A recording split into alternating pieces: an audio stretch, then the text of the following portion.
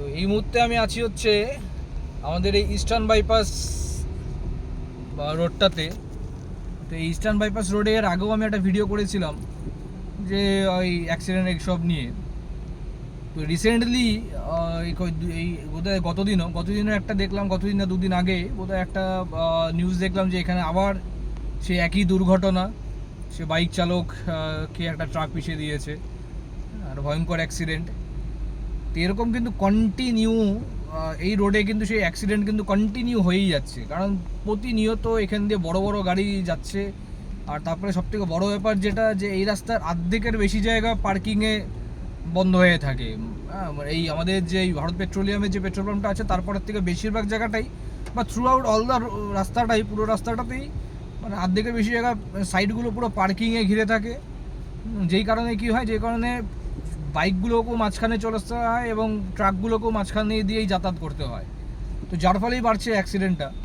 তো মিডিলে আমাদের এখানকার যে ট্রাফিক পুলিশ যে আছে খুব সুন্দর একটা উদ্যোগ নিয়েছিল, যে বোধহয় সকাল 9টা থেকে রাত্রি 8টা বা 9টা অবধি এরকম কিছু টাইমিং ছিল, যে টাইমিংটাতে এই বড় যে ট্রাকগুলো যেগুলো ছিল, এই ট্রাকগুলো ডাম্পারগুলো এগুলোকে চলাচল পুরোপুরি নিষেধ করে দিয়েছিল। তো সেটা নিয়ে আমি একটা ভিডিও কিন্তু করেছিলাম যে খুব ভালো উদ্যোগ ছিল, এবং আপনারা যদি দেখেন ওই উদ্যোগটা নেওয়ার পর কিন্তু একটা অ্যাক্সিডেন্টও কিন্তু হয়নি এই রোডটাতে, ওই যেই সময়টা যেই ডিউরেশনটাতে বড় বড় গাড়িগুলো বন্ধ ছিল। কিন্তু তারপর জানি না কি অজানা একটি কারণে আবার সেই যে ডিসিশনটা যেটা নেওয়া ছিল সেই ডিসিশনটাকে উইথড্র করে নেওয়া হয় এবং আবার বড় গাড়ি রেগুলারের মতো আবার চলতে শুরু করে, এবং তারপর থেকে আবার সেই অ্যাক্সিডেন্টটা শুরু হয়। তো আমার এখানকার স্থানীয় প্রশাসনের কাছে, ট্রাফিক গার্ডের কাছে এবং আমাদের শঙ্করদার কাছে, আমাদের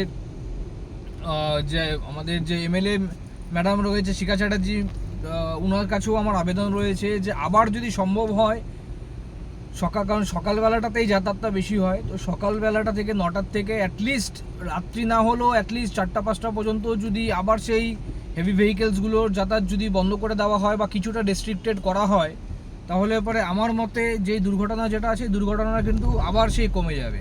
নাহলে পরে এই দুর্ঘটনা কিন্তু কন্টিনিউ এখানে চলতেই থাকবে। যতই এখানে আমরা বাম্পার দিই বা যাই কিছু করি না কেন, এই দুর্ঘটনা কিন্তু কমবে না। দুর্ঘটনা কমেছিল আমি দেখেছি ওই একটার রিজনের পরেই, যেখানে কিনা ওই টাইমিংটা শিডিউলটা করে দেওয়া হয়েছিল, যে টাইমিংয়ে হেভি ভেহিকেলসগুলো চলাচলে একটু রেস্ট্রিকশন করা হয়েছিল, সেই সময়টাতেই অ্যাক্সিডেন্টগুলো কিন্তু বন্ধ হয়েছিল।